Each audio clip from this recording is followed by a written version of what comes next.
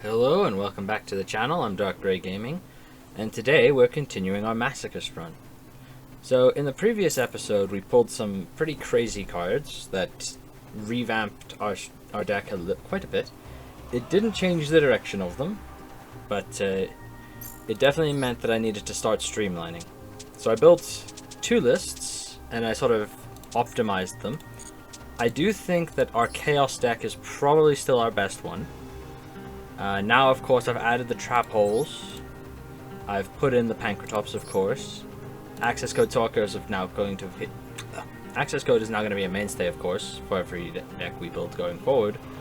And then put double hooking in here as well.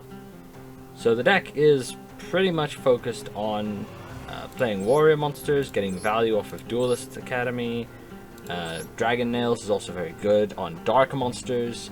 So we're focusing on darks, we've got some lights, we've got some darks, we've got some extenders, we've got some removal, we've got Bullblader, we've got Pankratops. That's the idea, right?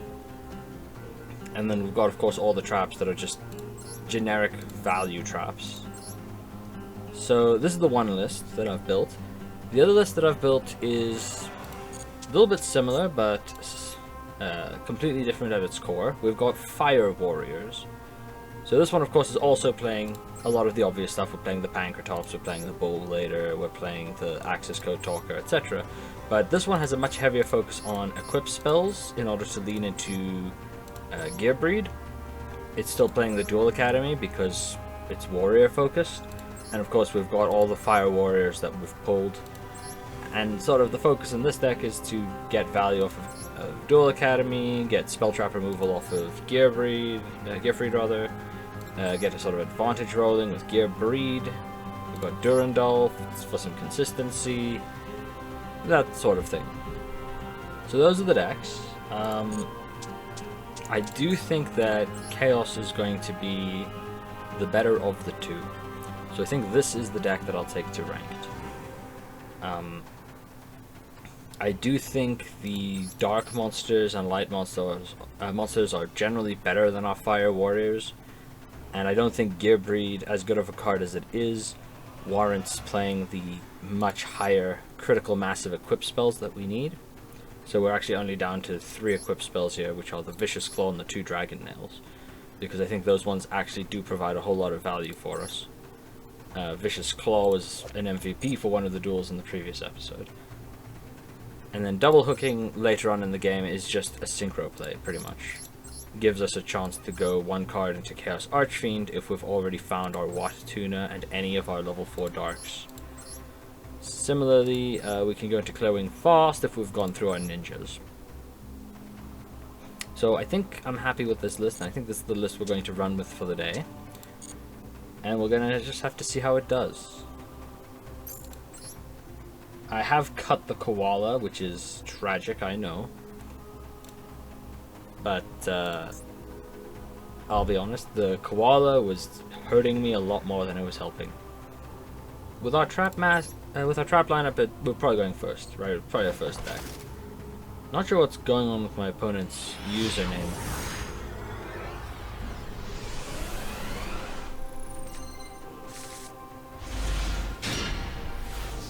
I mean, that could be a bot. I wouldn't be surprised.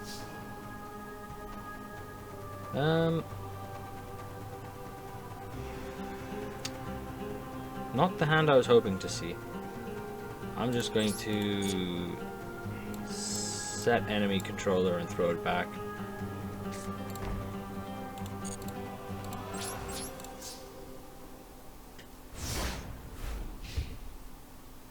I mean, I am playing more monsters than spell traps, and I'm playing more traps than spells, so I have no idea why my hand looks like this. Just bad luck, I guess.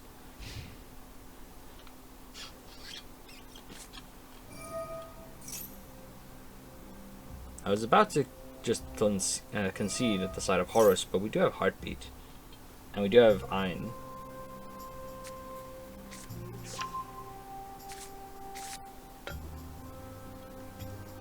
I mean, they could easily OTK me here. But judging by how slowly they're playing, maybe we're fine? Toys.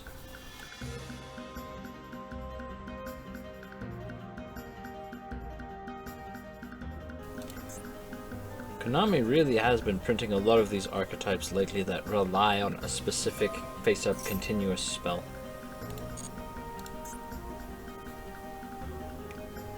I mean, Toy Box, King Sarcophagus, Shining Sarcophagus.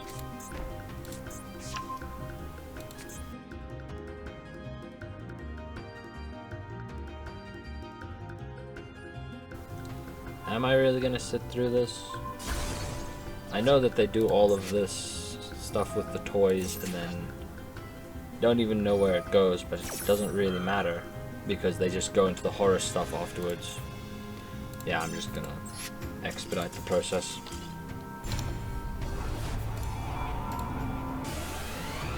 This time my opponent opted to go second. So our opponent is probably on Chaos Max. This hand seems fine. Seems like a functional, playable hand. I mean, most of their setup makes me think Blue Eyes, but I suppose their sleeves say Vanquish Soul, but Vanquish Soul wants to go first, doesn't it? Well, we try this. We roll out the Rose Warrior. No Maxi, or Imperm, or Vaylor. We set 2, and we see if this is good enough. We have a Kaiju, so if it is Chaos Max, we do have an out. We have a couple traps, so we can slow them down.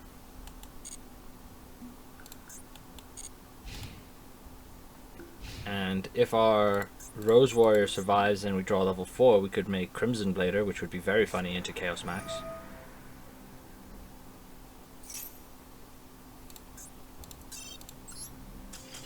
No,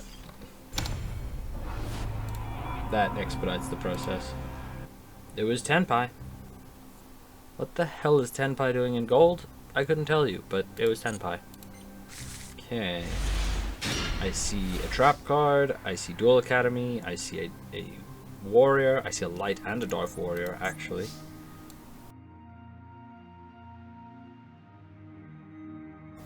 I could overlay, but I don't think there's a good reason to. However, they had a response window there, and they're probably on Centurion, so I think I'm going to special summon the Ascended Sage. I'm going to activate Duel Academy. I'm going to set Ice Dragons,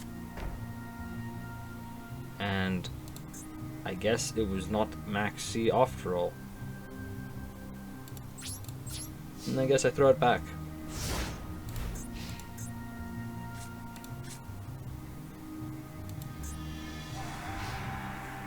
Having drawn Duel Academy means that Ascended Sage was never going to get its special summon effect anyway. Scareclaw. Okay. Ice Dragons is going to be very helpful here, I think. That's a warrior.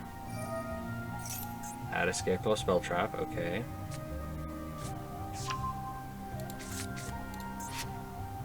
And then they link one into the little dude, yeah.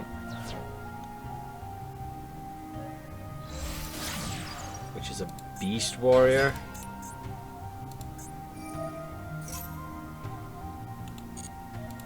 Add another copy of Reichphobia. This is hard once. Yep.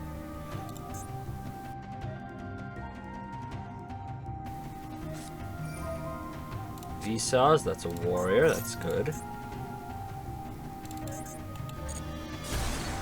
Okay, so now they have a warrior on field and a warrior in grave.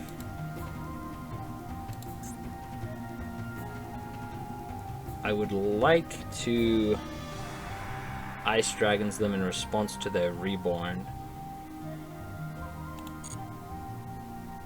A little bit of a risk here if they activate the effect of Lightheart first. There we go. Ice Dragon's Prison. It's a warrior, so is this. We grab it. And we get a 3-for-1 here. So much value.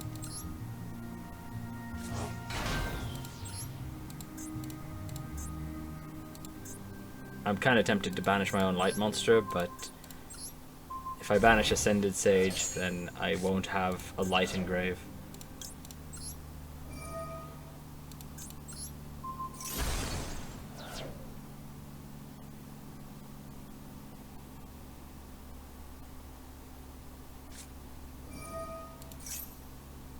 Okay, it's one of those lore decks. That's somehow worse. They've already normal summoned at least.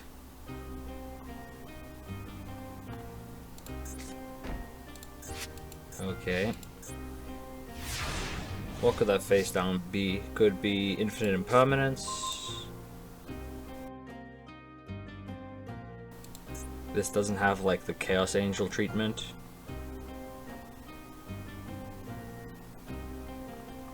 Nope. So I can either link summon or overlay or just use Dragon Nails and go on the aggressive.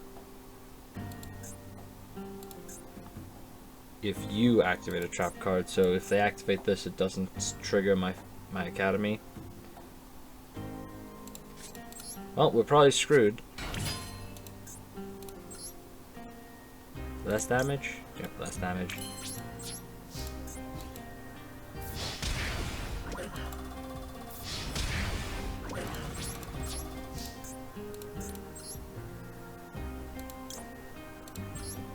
Oh, we'll make the biggest creature we can. Or monster, I should say. And we throw it back. And now we just lose. Although if they're playing anime nonsense, they might only be playing the one copy of Lightheart. It is a once per duel after all.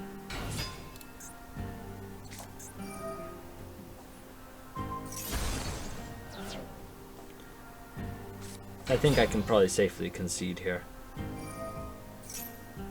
I will wait just a minute.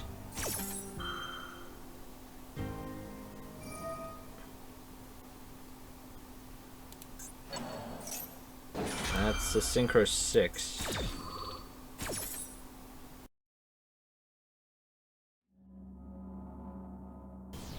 Yeah, I'm not gonna let them combo.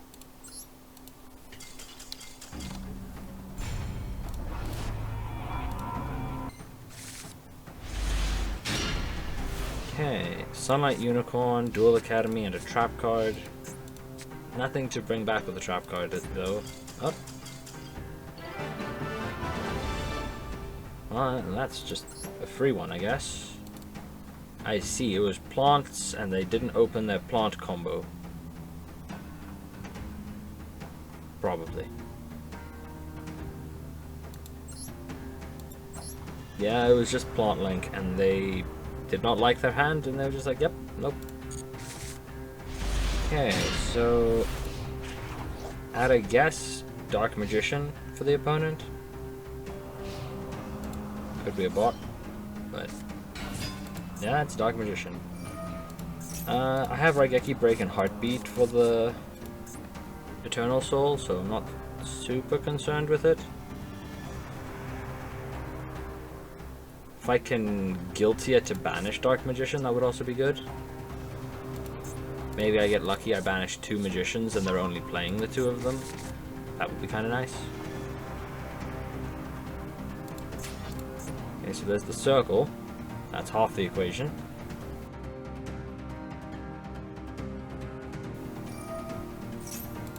Okay, place a card on top of the deck. Probably the field spell. I'd guess. Yep, Magician Salvation, and then they activate the circle, and they're guaranteed to hit the Salvation. And then that gets them the Eternal Soul. Okay, so we are dealing with full combo, in air quotes, Dark Magician here. The question is, did they draw the Magician himself? Because I haven't seen Dark Magician himself yet. Well, we draw. That's a good card, but not really with his hand. Well, we roll out the Assailant.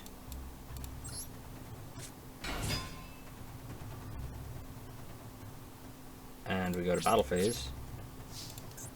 And we run the Assailant into the Servant. They set E-Soul on the right, so it's this one, on our right.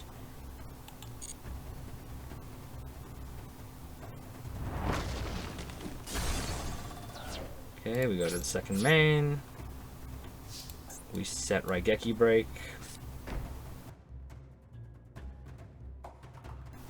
I should actually check if we have Dark Dragons, Dark Machines, or Water Warrior monsters that we can search.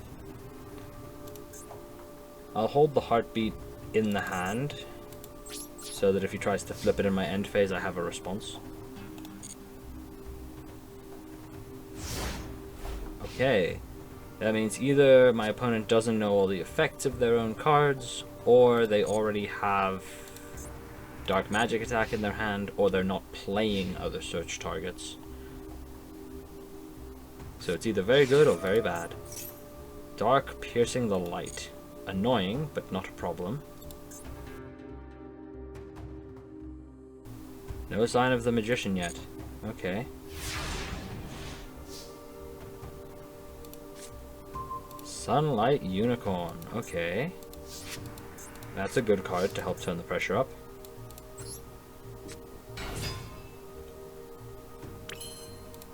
We dig.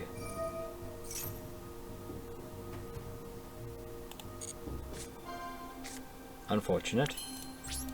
Though I suppose it's good that we don't draw it, because Canada would actually be pretty bad against an unaffected Dark Magician.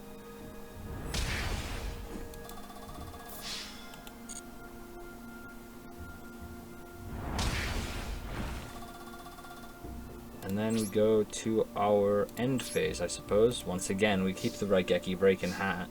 The Raigeki Break is live for the Eternal Soul. And we keep the Heartbeat in hand so that we don't lose to Duster. Okay, there's the Rod. Extremely annoying, but not a problem. It adds a spell trap, so it can't add the souls. If it can't add Magician's souls, then what do you go for here? Probably another copy of Circle to try dig.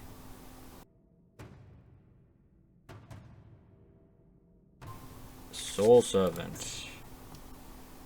I can respect that. I don't think it's correct, but it's respectable.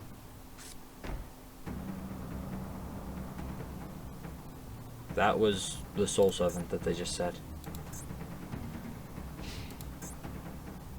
Well, that's just a mistake.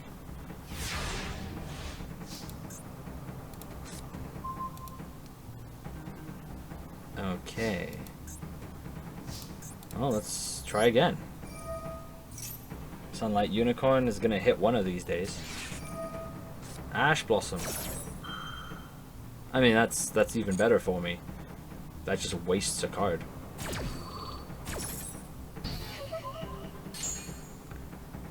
Okay, and then we go battle phase. We run in with the Unicorn.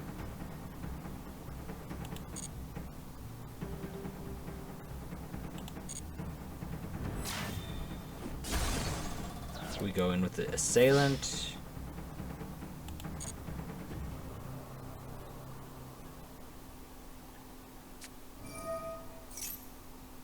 That is fine. Probably gonna put the Dark Magician on top of the deck. Yep, there he is. They take the hit to the face.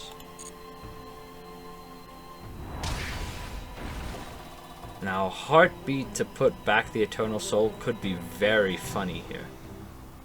Because it means they're not drawing the Dark Magician either, because it shuffles the deck. That seems extremely funny. I don't think I can pass up something that funny. if they had a target for it, they would have used it by now. Yeah, so I'm gonna go Heartbeat. I'm gonna put the Eternal Soul back in the deck.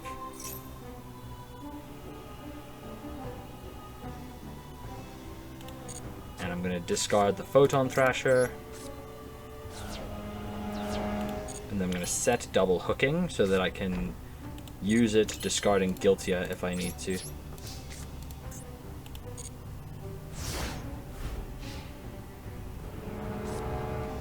And if this face down is a second copy of Eternal Soul and they drew the Dark Magician, I still have Raigeki.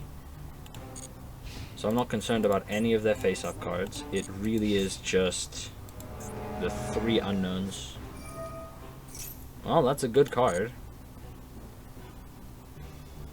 Grab probably the Magician's Souls, yeah. Put back probably whatever the last card in hand was. This is not good.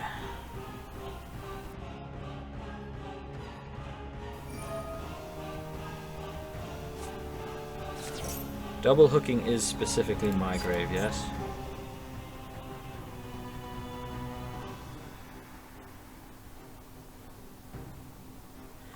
Yep, okay.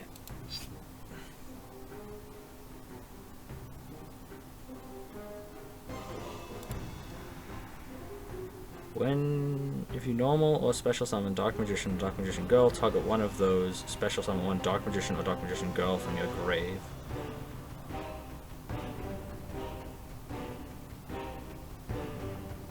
It's specifically graveyard.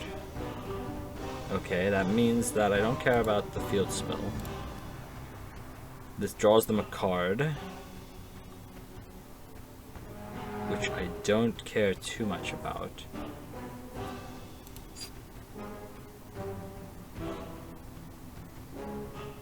So I think what we do is we let this resolve, and we see what he goes after with the circle. If DD Assailant is left alive, then I just win. So he has to go after DD Assailant here. I think. Yeah, okay. He gets to draw a card. I don't like that. I can either pop the Dark Magician with Raigeki Break, or I can hold the Raigeki Break for the back row.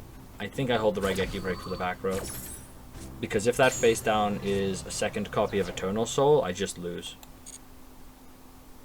If the face down is Eternal Soul, I simply lose. Raigeki, I really don't care about Raigeki. That puts Guiltia online, so I can next turn go normal Guiltia to banish the Dark Magician, and then double hooking bring back the Unicorn, and then that's game. I don't like how many cards they're drawing, but I can't really do anything about it.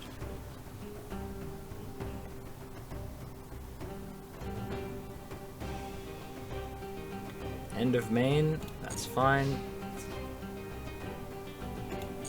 I do think the funniest draw would be enemy controller.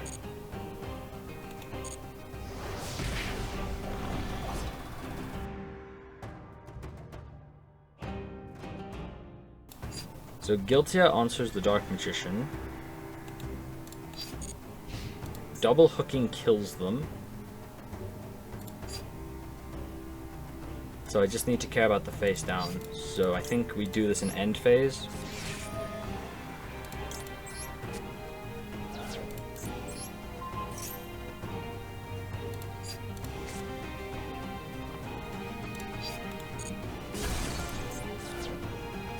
Oh, it was a brick. Okay. But we should still be winning here.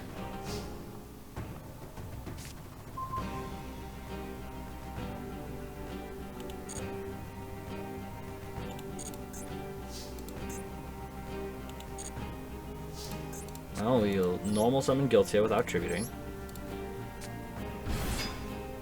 Guiltia gets to clear the Dark Magician.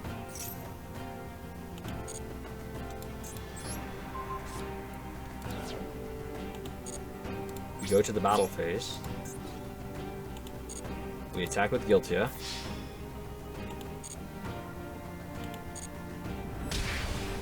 Now, Wat Tuna could summon itself out here and would be good enough, but I think we'll double hooking instead.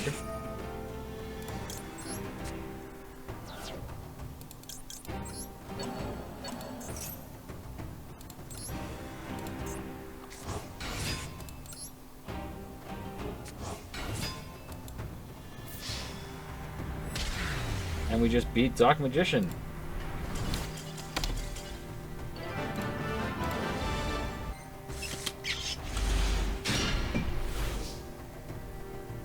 Our opponent opted to go second. They have a 2-card extra deck.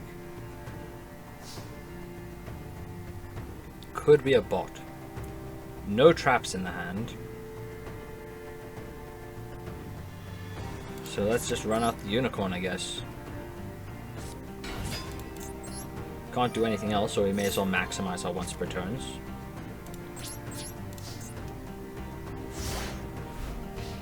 No, this is a 2 tuners. I actually probably shouldn't have done that. Because Unicorn clearing something in battle and summoning out the Wat Tuna is a Synchro 8.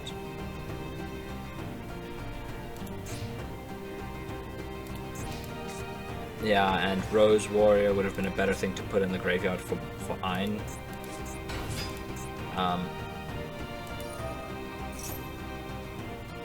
Insector.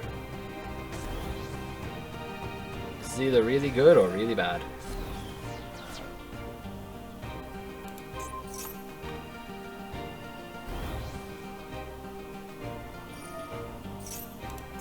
Add an Insector card from deck to hand. Okay, so they've used his equip and his equip trigger. But this was a time before hard once per turns. Send one other Insector from your hand or field to the grave to either choose a monster from your deck, special it, or equip it to an Insector.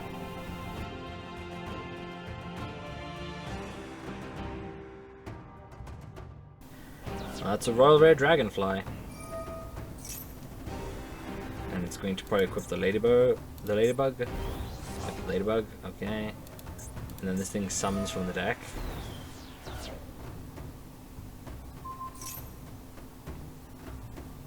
Okay, at least it can't summon itself, but probably Hornet.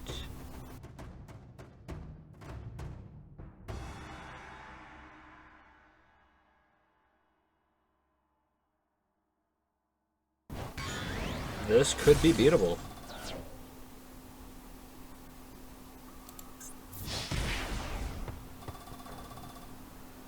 I mean, this is far from full power Insector. It's not like they're doing Dragonfly loops or Hornet pops or anything like that, so this seems very beatable. Except I have no idea what that face down is, it could be anything. Scrap Beast, that's all 3 of our tuners, by the way. Well, I guess we do it this way. We summon out the Rose Warrior.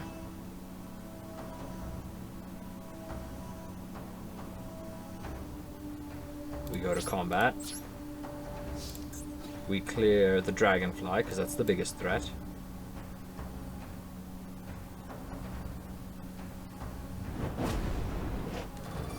We deal some burn damage, and we get to trigger our Tuna. We summon it out. We get to go into their face with the Tuna.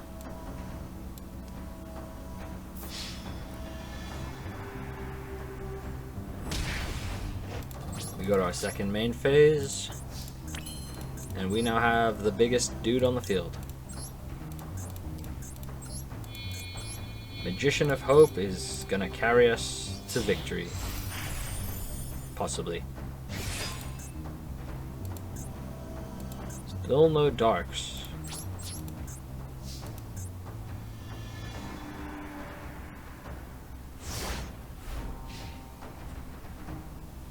I don't like leaving them with the Mantis, but Godarla already clears my Magician of Hope.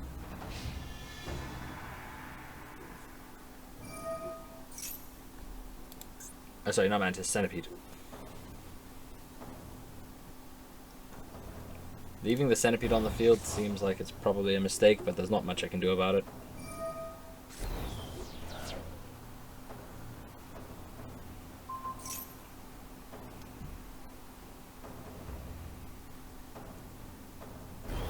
Okay, and then Centipede gets to grab Dragonfly again, because they're not restricted anymore.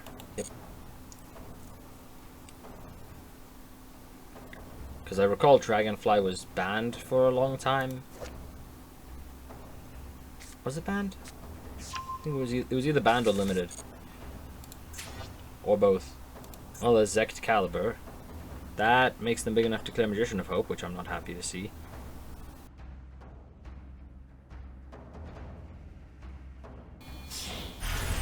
Inzektor Exabeetle. Target a monster in either grave, equip it to this card. Gains attack and defense equal to half the original. So that's going to be what, 22? Targeting Mantis. Oh, Sunlight Unicorn, so 19. Once per turn, detach material, target one face-up card on each field and send those targets to the grave. So he can send the Unicorn to clear my Magician of Hope. I mean, Excalibur was already an out to Magician of Hope, so I don't know why you'd do it this way. Sure. So I already have the answer for this. It's Ein. Ein in hand already answers the entire board, which is nice.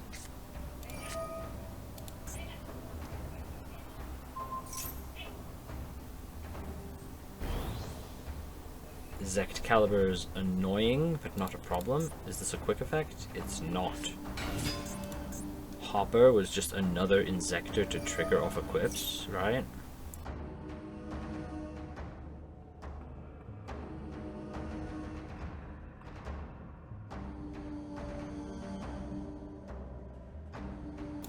Okay, so I actually already have the answer to the field.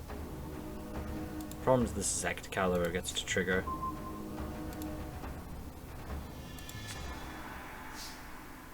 That is a dark.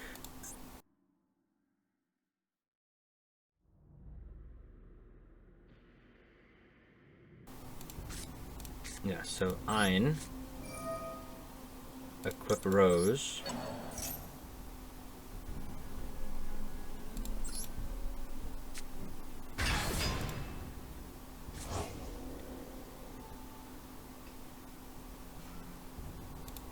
Battle phase. We clear the Exabeetle.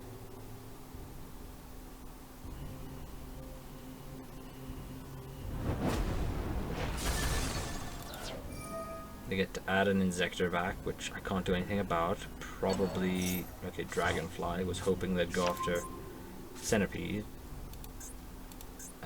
Main 2. Ein effect to clear the Hopper.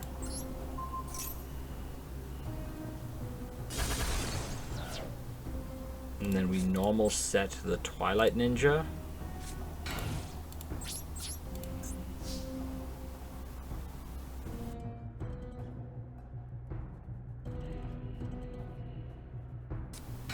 Yeah, here comes the Dragonfly. Dragonfly gets to equip from grave. I don't think it matters, but probably the Giga Mantis. Or the... no, Ladybug, so we can trigger it. Hopper. It can attack directly. That is such a stupid way to lose this.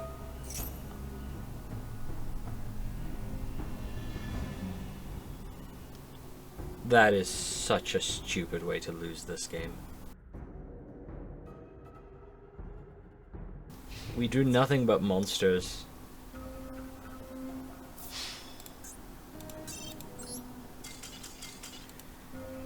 That is heartbreaking. That was such a heartbreaking game.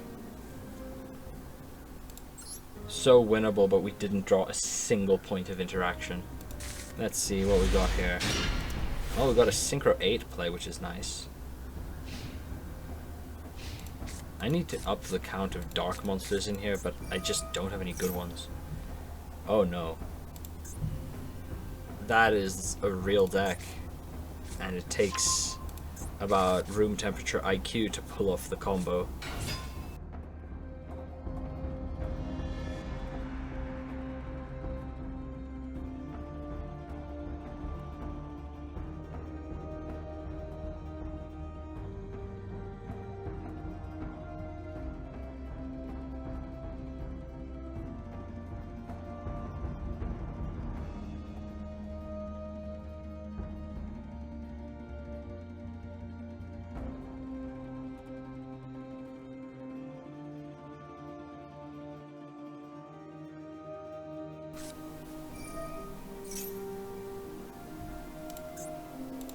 Yeah, no.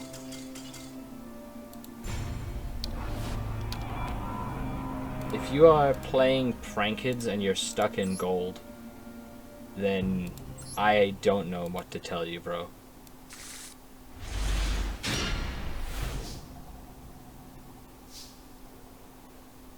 Okay, let's run out.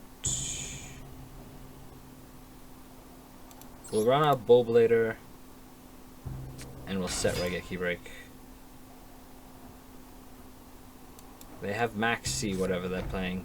So that's not going to be any fun. This is like a real deck.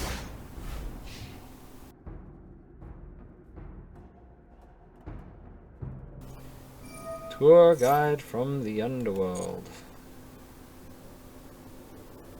Well, maybe it's windups, and I can Raigeki Break their Zen Mighty and it ends their turn. It's goblins.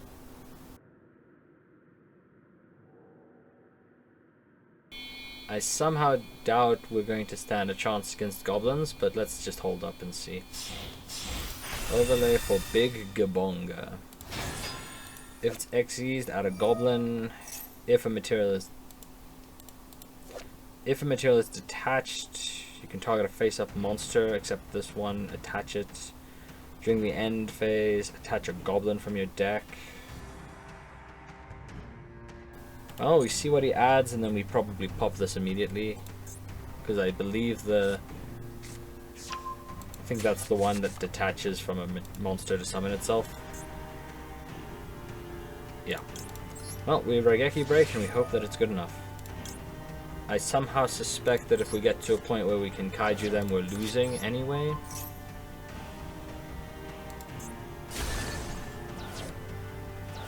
So the Kaiju is probably not coming up in this game. Emergency Teleport. Okay. They've used their normal summon. And that's just a level 3, so maybe they don't have another level 3 extender?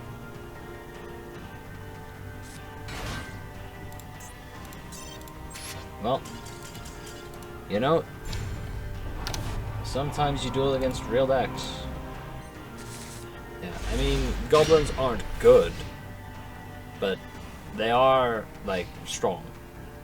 I don't know if I'd even call them rogue, but they are definitely a tiered strategy. Our opponent has Snake Eyes sleeves, or I guess Diabellstar sleeves. Part of Extravagance is not typical of Snake Eyes though, so I'm probably against Stun or some other flavor of nonsense.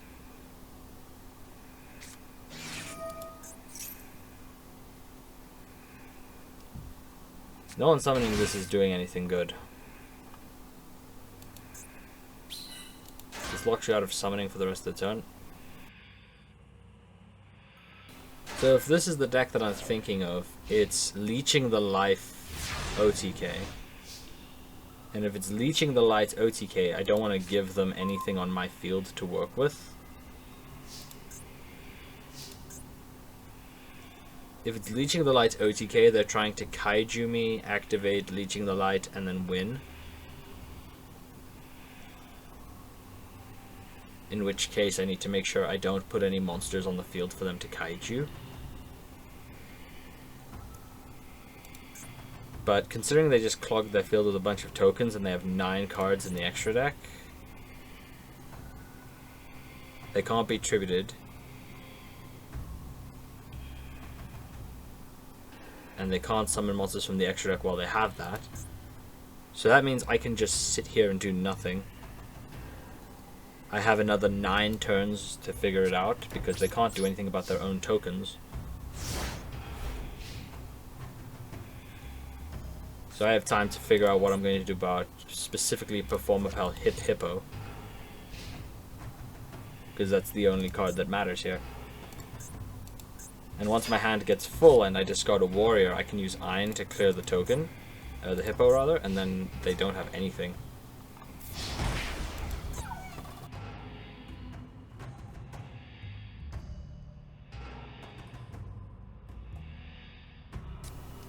Tribute Summon Dimension Shifter.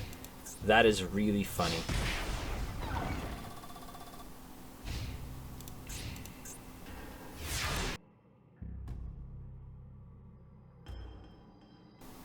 I will simply end the turn, and I will discard a warrior monster so that my Ein is now online. Ein is a once per turn, right? Yes.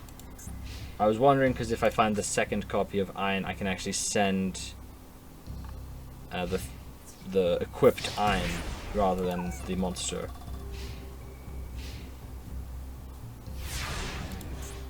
Hippo Carnival. Summon a hippo from your hand deck, then you can. From your hand, deck, or grave. I don't like that it's from hand, deck, or grave. Special summon Ein.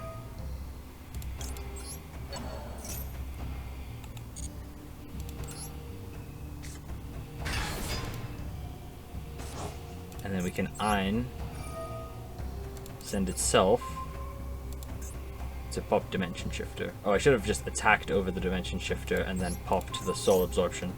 Doesn't matter. It really does not matter, because I don't think this game is being determined by life points. I think it's going to be determined by how many times I can out the hippo. Okay, they're playing Grand Maju. That changes the maths a lot. That really changes the maths dramatically.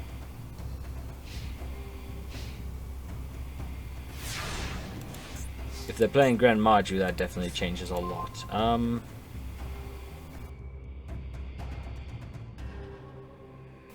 These stats are not lining up favorably for me at all.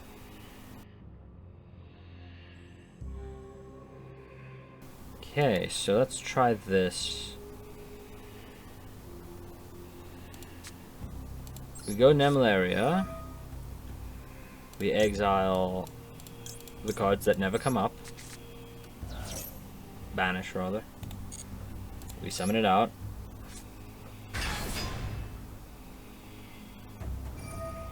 They get to gain some life points, which I'm not happy about.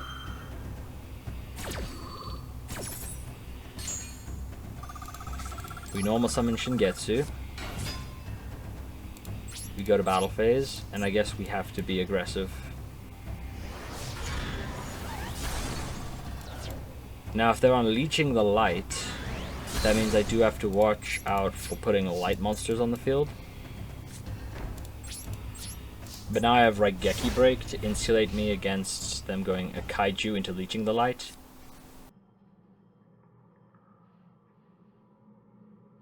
Crimson Blader has to send things to graveyard for its effect, right? Sends it to the grave. That is unfortunate.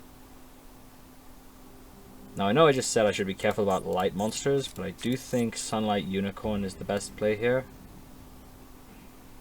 In second main I can turn it into Magician of Hope, but that is also a light, so probably not. Probably second main. I'm going to regret this decision. Let's run out the Unicorn.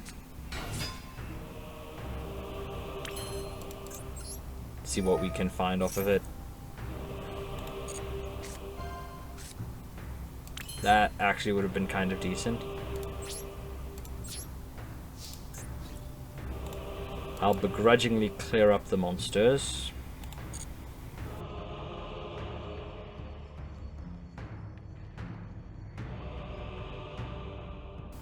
do I link off the unicorn just so that it's no longer a light monster on my field?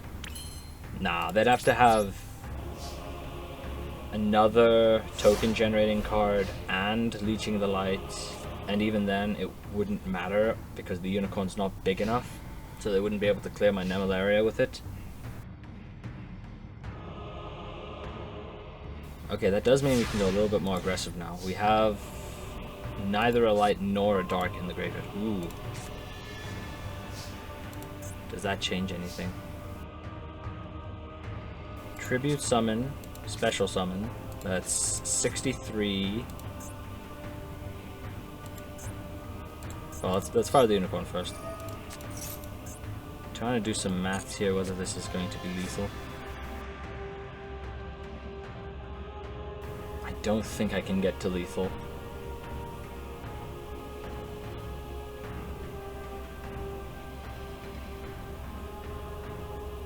Also, I don't want to do more than 3,000 in a single hit. So let's run this out. Let's go normal summon Rose Warrior of Revenge. We go to battle. We get in.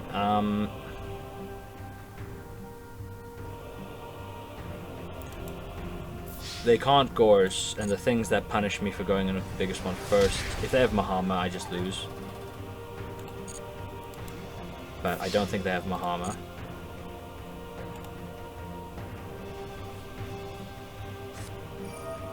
Battle Fader?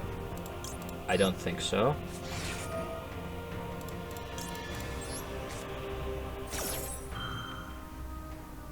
Not sure why they wanted to take the 25, but let's get Battle Fader out of here.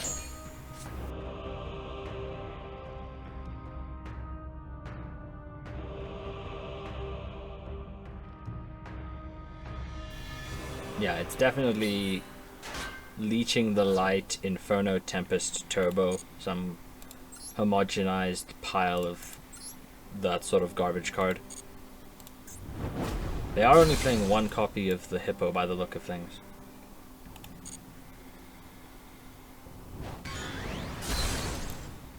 So I think I have an idea. So we go to our second main.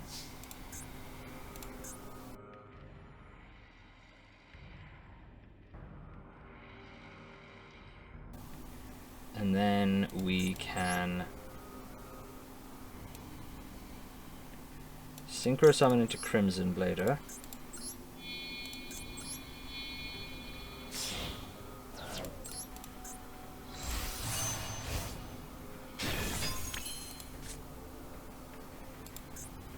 I currently don't have a Dark Engrave, yep, okay.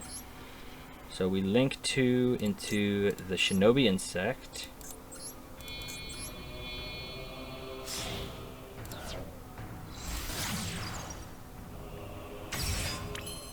We special summon BLS, banishing a light and a dark.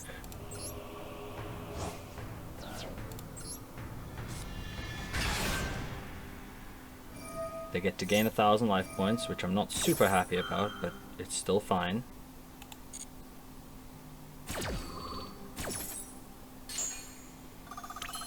We can then BLS to get rid of the Hippo so that they can no longer bring it back with their quick play. So if they have a third copy of Super Hippo Carnival, they can't use it.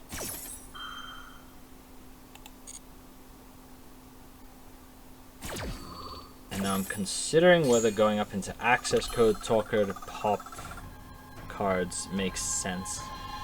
I think not. I think this puts the onus on them. I haven't got anything that they can punch into to take 3,000 damage, so I'm not concerned about Inferno Tempest.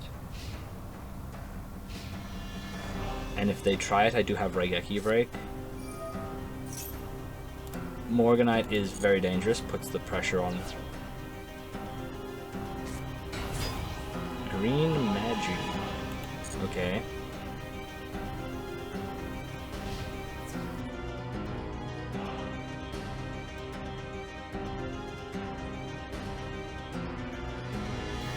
Yeah, I'm going to use this, and I'm going to regret using this, I just know it. I'll cycle the Scrap Beast to keep my BLS around. This thing gets an extra attack if it destroys a monster by battle. Yeah, it doesn't require anything else.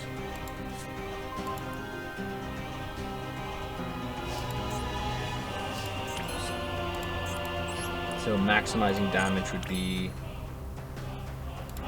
changing him to attack mode. Nemalaria. They get to gain life points here, which I'm not a fan of, but not much I can do about it.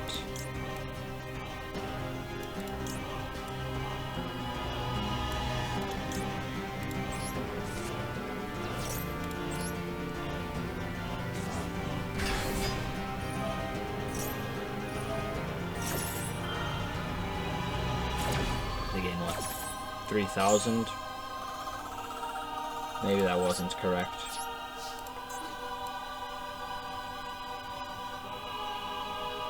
The face down could be Inferno Tempest. In fact, if they Inferno Tempest here, they might actually deck themselves out.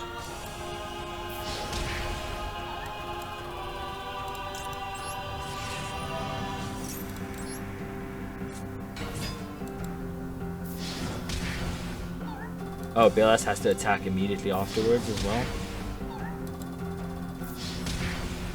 Doesn't really matter. We set Canadia, and we pass. So we've outed 2 Grand Majus, we've dealt with the Super Hippo Carnival, we've dealt with 1 copy of Battle Vader.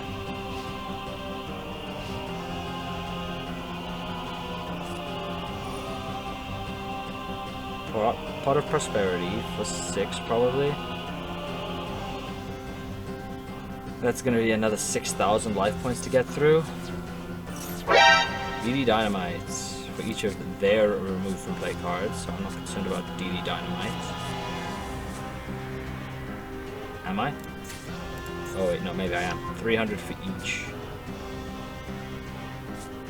That would have been game.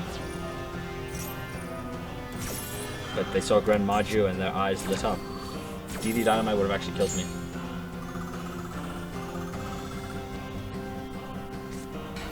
Normal summon Battle Fader.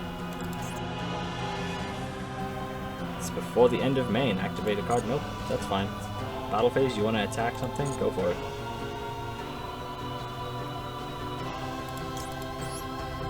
We flip that Battle Fader right down. Nice Fader, idiot. That set card is Inferno Tempest, or the new set is Inferno Tempest. What are the odds they have another 8 monsters in deck, including their 3 Necroface?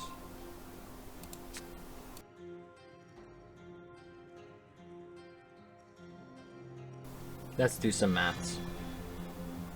BLS Banish, link 3 into Monk. Monk plus BLS make access code. Access code goes to 53. Pop the 2 sets, he gains 2,000, so he goes up to 15,000. So he goes up down to 10,000. He survives. And then I know that he has Grand Maju in the hand.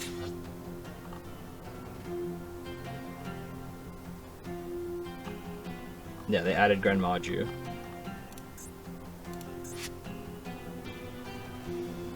Grand Maju would be 4,000, 12 plus 12, that's 5,200.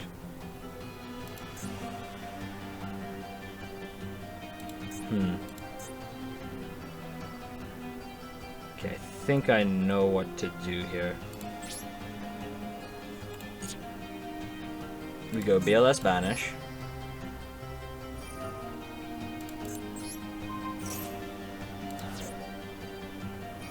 They gain 1,000, which I don't like, but not much I can do about it. BLS to defense, since he can't attack anyway. Battle phase, we hit them with everything we have.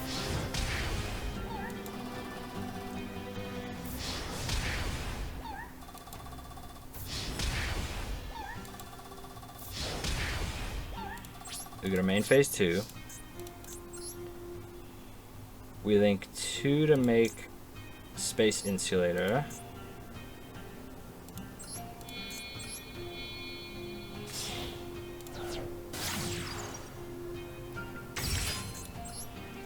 We link 3 to make Shaman, or Monk, or whatever he's called. Drago Masters. And we link 4 into Accesscode Talker.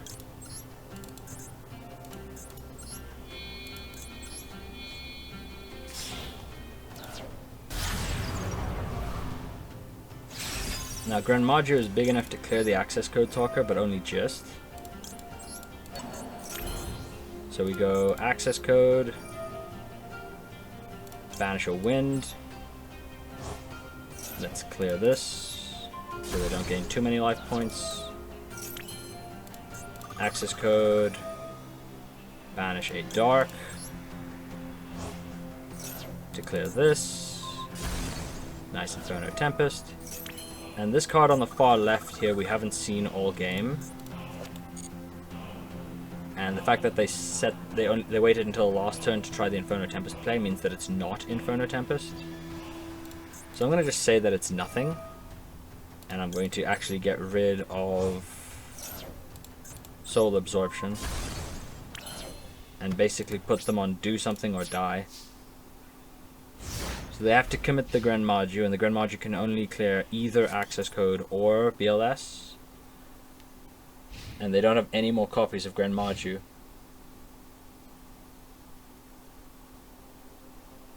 I am of course dead to DD Dynamite, though they neglected to use DD Dynamite last turn, so I don't know. Di-Fi, annoying but not a problem. Grenmaggio for 56.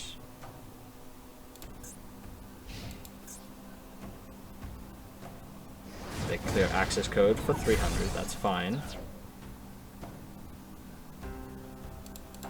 I probably Radiant them to try getting the most value out of my BLS, the most damage. My Nemelaria being in the grave and getting banished by Di-Fi is going to be quite annoying. That is an interesting one. Okay, so we give them Godarla. That's the last Grenmaggio outed. We summon ourselves a copy of Radiant. We change BLS to attack mode. And we bring back Nemelaria. They do gain 1500 here, but there's nothing I can do about that. We've run through all of our tuners, I think. So they gain 15, but they're going to lose 25 if the Nemelaria connects. Oh, they don't. Right, I popped both of their life gain things. My brain just swapped that with Soul Absorption. Okay, so we go here. BLS effect to attack again. Do they have Battle Fader? They don't. But they do have Mahama. Is it Mahama? If it's Mahama, I just lose. Inferno Tempest. Okay.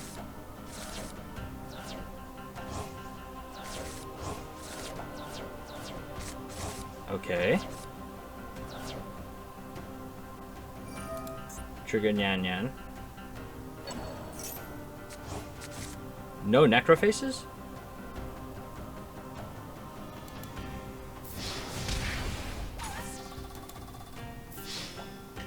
And we win. That was a hell of a slog, but we got there. Kaiju's coming up clutch to win us a game. BLS pulling its weight for the first time. I'm very happy with that game. I think I played it fine. Maybe I should have been more aggressive from the get-go, but it's very hard to say that because leeching the light would have been a problem. Were they even playing Leeching the Light is what I'm wondering. They were not. It was just Inferno Tempest. And they did have 2 Necrofaces. Oh! It must have been the 2 cards in hand.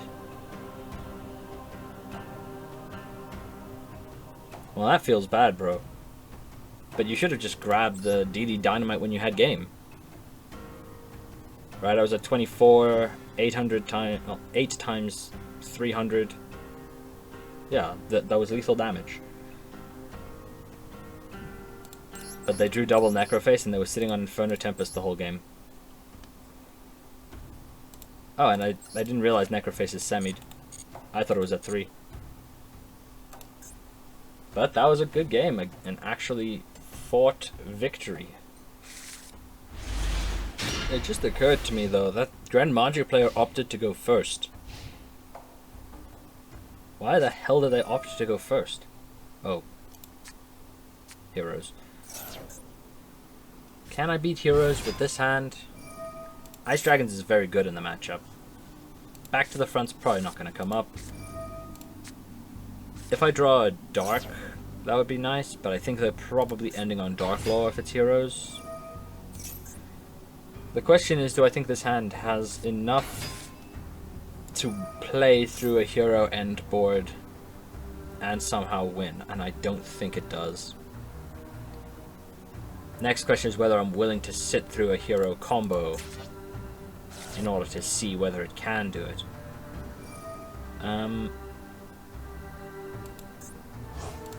You know what? Nah, fuck that. I don't respect heroes enough to sit through the combo. I don't respect hero players that much. Okay, we're going second. I see Bullblader, I see Heartbeat, and I see Mandragora. Not bad for going second. King Sarcophagus, Heartbeat is going to come in handy. Not sure how...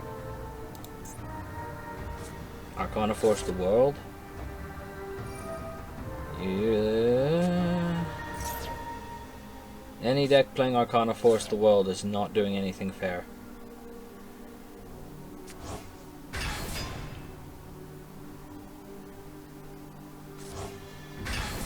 Okay, am I willing to sit through this combo? I suppose I'll wait and see what happens off of the Zombie Vampire.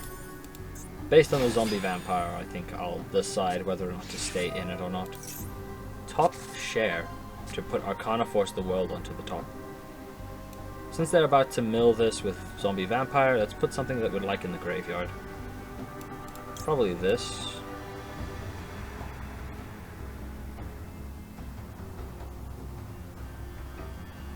Yeah, I think Dream Devourer is probably a card that I'd like to put in the grave. They mill, and then they get to summon out the world. They're playing 3 copies of it. Okay, tails, tails, tails, tails, tails, tails, tails. Of course not. Why wouldn't they get heads? End phase, okay. I'm not getting a turn, so yeah. Just, well,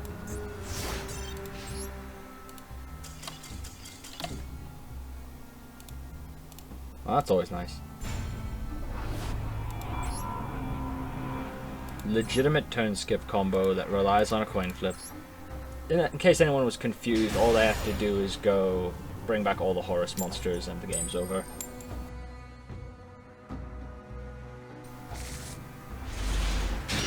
After a lot of thinking, my opponent opted to go second. They're on 50 cards. Well, we set. We set. We summon. Yeah, let's summon Bullblader.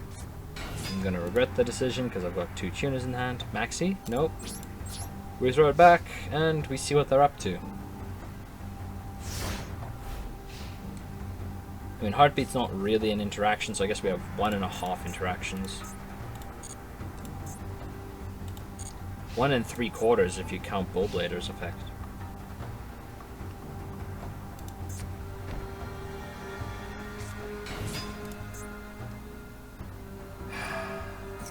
It's Tenpai. Can I beat Tenpai?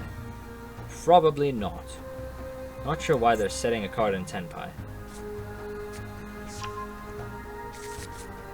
If this special summon this card, tribute it to summon a Tenpai from the deck. Of course that's a quick effect. Why wouldn't it be a quick effect?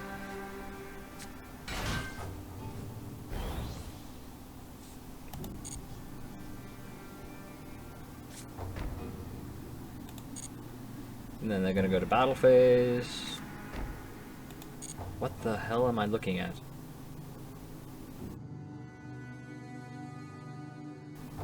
I mean, they could end up black rosing. Samurai Destroyer. If it battles, your opponent can't activate cards or effects until end of damage. Also, that monster's effects are negated during the battle phase only. Opponent's card effect. So I have to destroy it by battle. I can destroy it by battle. End of main. Battle phase. Okay. I don't think so.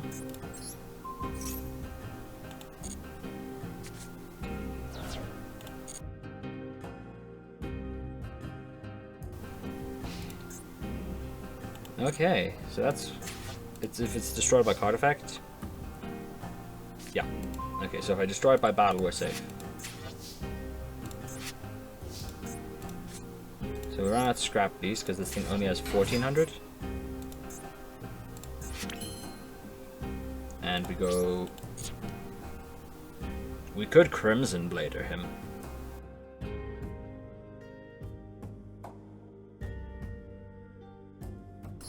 None of these guys. I suppose Hydra clears. I was going to say none of them are big enough to swing over Bull Blader. And Bull Blader will destroy them at the end of damage calc.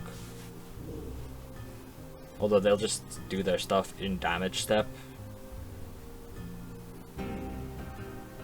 I'm just wondering if I Crimson Blader them here, whether that's the play. I think maybe. Let's try it. It's Tenpai. If it wins us the game, it wins us the game. If it doesn't, we're lost anyway, so.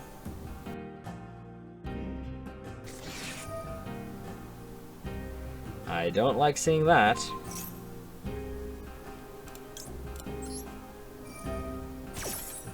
I don't suppose I have any Synchro 6s. I probably cut all of them. Yeah, I did.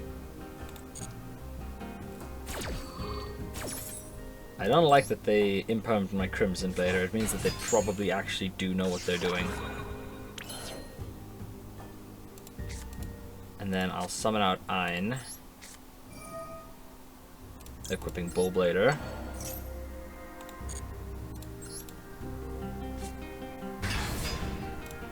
Because I can't very well do anything else.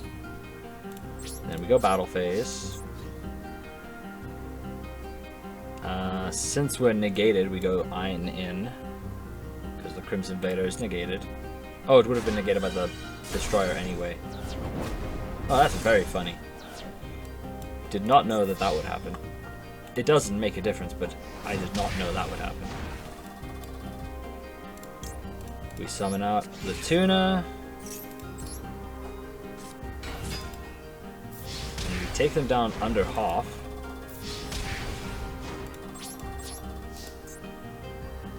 Now we can eat the field. We can link off the entire board into an access code talker and eat the last two cards on field. What Tenpai would they need to draw specifically? Not card info. Right, that one's not related to them for some reason. This one's the one that prevents them from taking battle damage, so they need to find Hydra.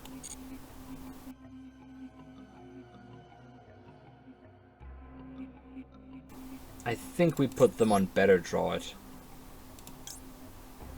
Yeah, I think we put them on Better Draw the Answer. So we go Space Insulator.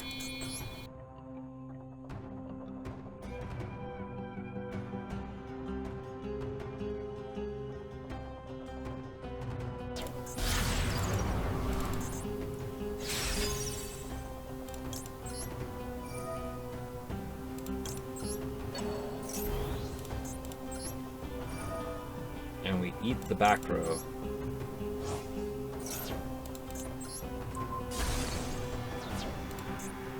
There are Tenpai traps.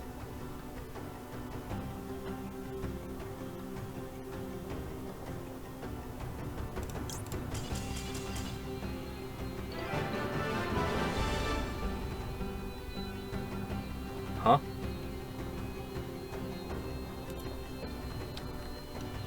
We beat Tenpai. I'm not entirely sure why they conceded. Single copy of Pydra wins them the game. Single copy of Sangen summoning wins them the game.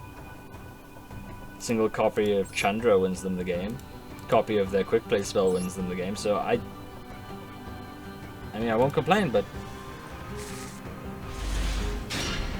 I mean, it really baffles the mind. Okay, we can synchro, but is there a reason to? Our opponent is on 14 card extra. They're named Pharaoh. And they've got like a lot of fire themed stuff. So what the heck are they playing? They could be playing like something meta like Snake Eyes Fire King, in which case Ice Dragons is going to be very good. They could also be playing something stupid like Dark Magician and they just like fire. So I think I'm going to set all the traps. And then I'm going to set... I'm going to keep the ZS Ascended Sage as a discard for Divine Wrath. So I'm going to summon the Rose Warrior. And then I'm going to hope that the top of the deck is also a level 4, or that I don't need to use Divine Wrath to keep Rose Warrior alive. Dimensional Barrier might just be an auto win, depending what I'm up against.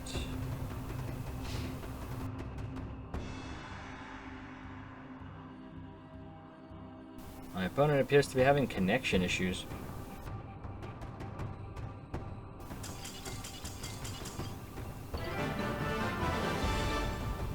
Well, I guess we take those. Brings us up to our 5 wins for the day. I'll take it. I'll gladly say my last win was against Tenpai. Okay, so let's open our legacy packs. Let's see how this goes.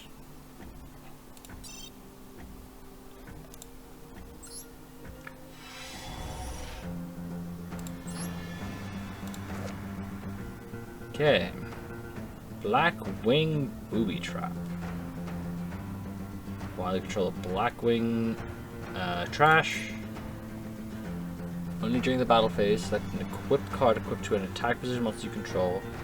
Select one face-up attack position monster your opponent controls. Equip that monster with the selected equipped card. Then conduct battle between the previously equipped monster and the selected monster. Other effects cannot be activated during this battle. That is an extremely weird and janky effect. I can see that being like borderline playable in something like Makonko's, but I don't think it's good for us. Give our equip card to a monster our opponent controls and then make them battle. I mean, I suppose we could do something weird with like the claw, but I don't think that's gonna help. Activate only if you have no cards in hand. Roll 6-sided die 3 times. Affect damage to your opponent equal to the result times 100. So best case is 1,800 damage. Most likely case is 1,050. I know you can't get actually 1,050, but that's like the average outcome. Okay, useless. So target a beast you control, return it to the hand, and if you do, special a beast from your hand with the same level as the monster that was returned to the hand. I mean, you could summon the same one, right? It doesn't say it has to be a different one. We don't have any ETB beasts, I don't think. So I don't think this helps. Remove 2 spell counters from the field to target a Dark Magician or Burst Invader. Yeah, no. Cage of the Gladiator Beasts. All glads gain 100, get a counter each time a monster special to the deck. And discard Colosseum, Cage of the Gladiator Beasts to prevent it from being destroyed. Wow, that I was expecting it to remove a counter, but no. Okay. Sword of the Soul Eater. Only to a level 3 or lower normal on your field. Tribute all normals except tokens. And except the equipped monster. Increase the attack by 1,000 for each monster. Very funny, not very good. Smashing Ground. That's just 1-for-1 removal. That's just a clean removal card. I'll have to think about it, but this might actually just be just good enough to play. I mean, it is a good card. Mild Turkey. More Pendulum for the Pendulum Soup. This one reduces its scale. So it's a high scale, sort of, and sometimes a low scale, sort of. Yeah. Sky Scout. It is a winged beast, normal wind. So maybe we can find a place for it in like the wind soup, but not likely. So Harpy's brother is not going in the deck.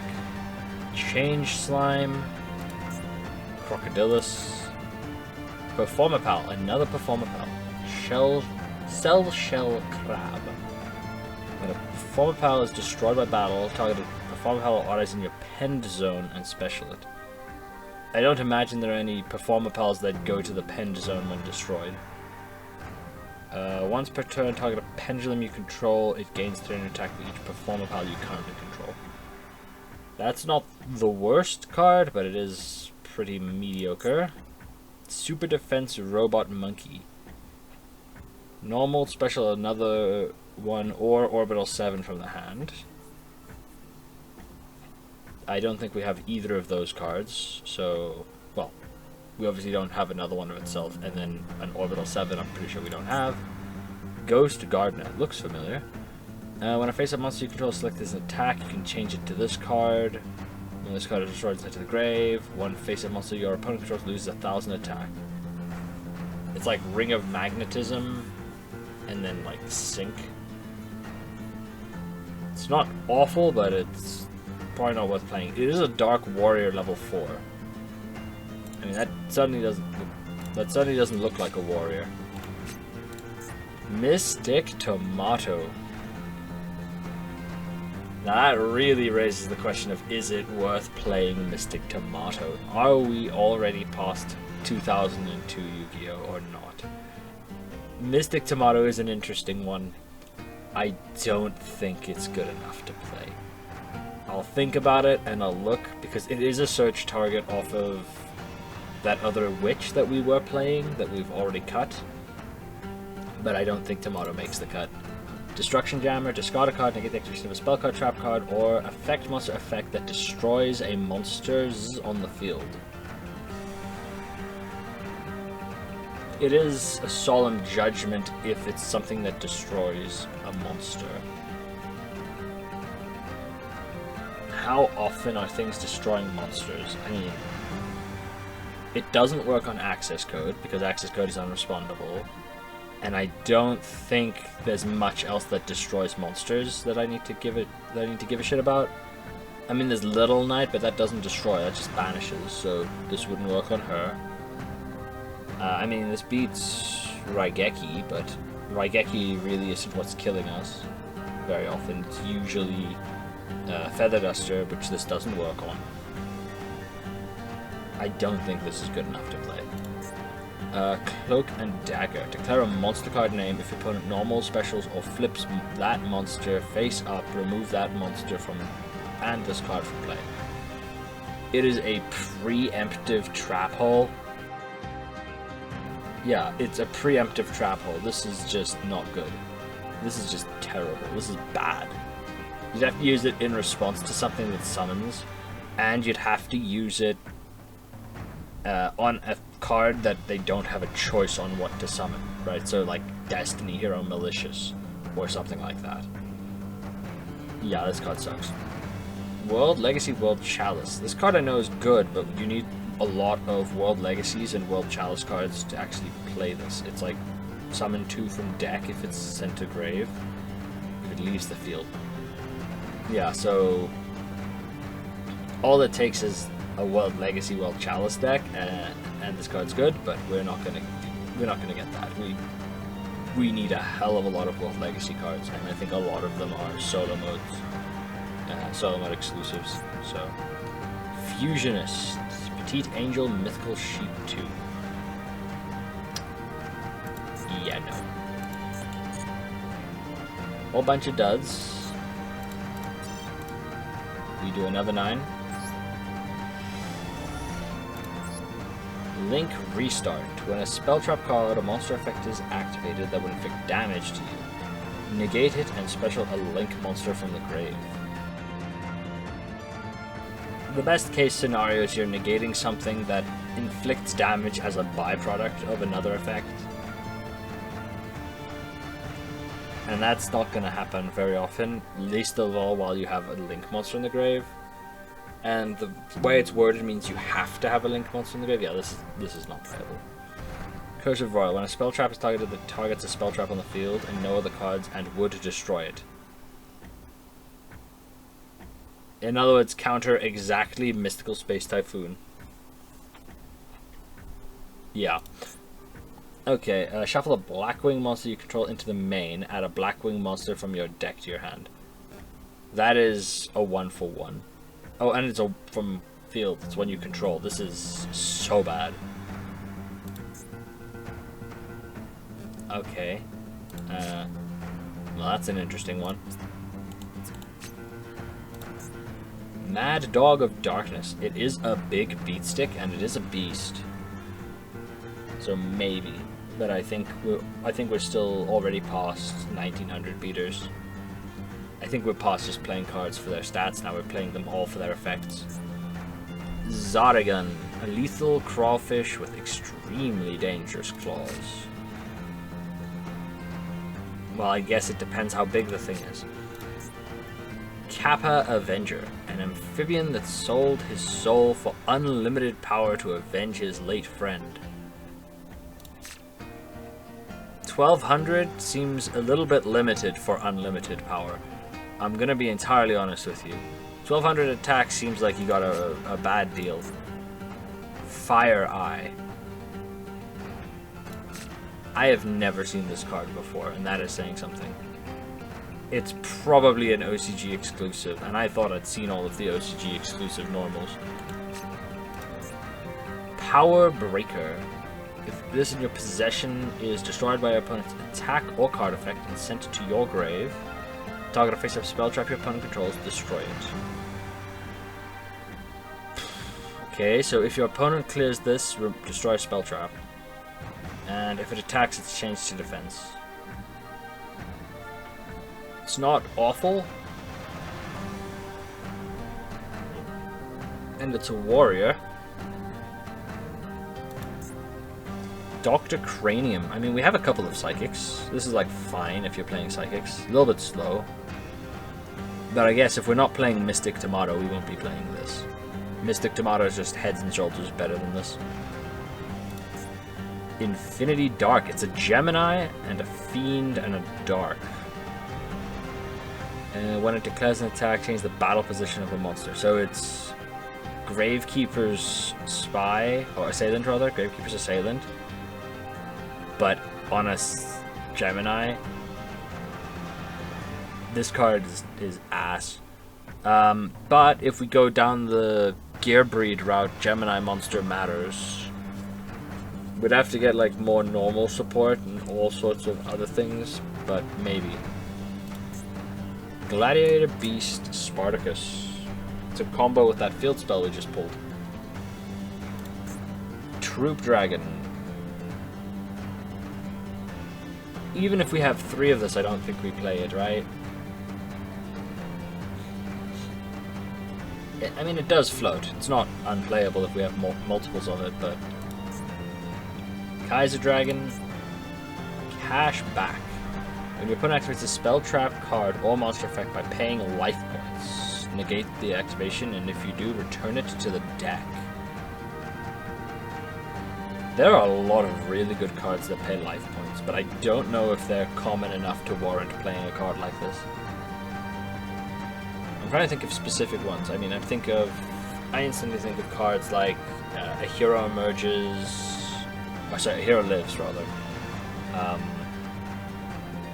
And then there's like a handful of others that come to mind that inflict damage to the player. Oh, but damage versus paying. Yeah, okay, so even then, not so good. Right, so this wouldn't work on, for example, Sprite Starter, because that takes damage rather than paying life. Yeah, I don't think this is going to be worth playing. Xyz's Double Back. Nice artwork.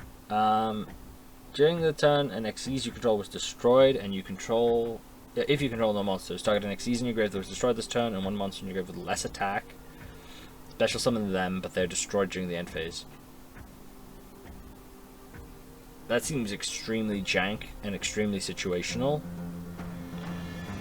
I mean, it's a powerful effect, but I think it's just way too situational, right? That needs way too much setup to actually resolve, and the amount of setup that resolves it, if you wanted to resolve this consistently, would just not be worth the payoff.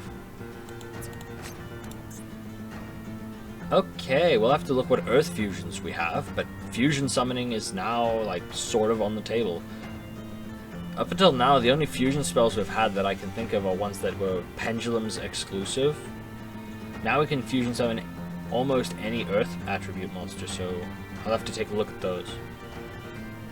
But, not the best of the Hex Shield fusions, but it is one that could come up. Single purchase. This is like search any monster in the game, but with asterisks. If you have 3 or more cards in your hand, and none of them are monsters, banish your entire hand, add 1 monster from your deck to your hand, and you cannot normal or special any monsters for the rest of the turn, except for monsters with that name, yeah. I remember looking at this card a lot, because it appears on a lot of card tips lists. And it's pretty much the only way to search like a handful of monsters in the game. And that is all of the legacy tickets. So I think that about wraps it up. I guess in the next episode I'll probably try out the fire deck. It's not as good, I don't think, as the light dark deck, but I can take a look at this, give this a spin. If there are a non-zero number of people watching, and they have any interest in talking about it, maybe they can give me some input as to which deck they'd prefer to see me work with, or if they'd prefer to see me try cook up something else entirely. I mean, if I cook something else up entirely, it'll probably only be for the episode after next. But, yeah. We haven't even gotten a chance to summon Pank yet. Real tragedy. But, anyway, I guess that's about it. I'm gonna wrap this up, and I'll catch you all in the next one.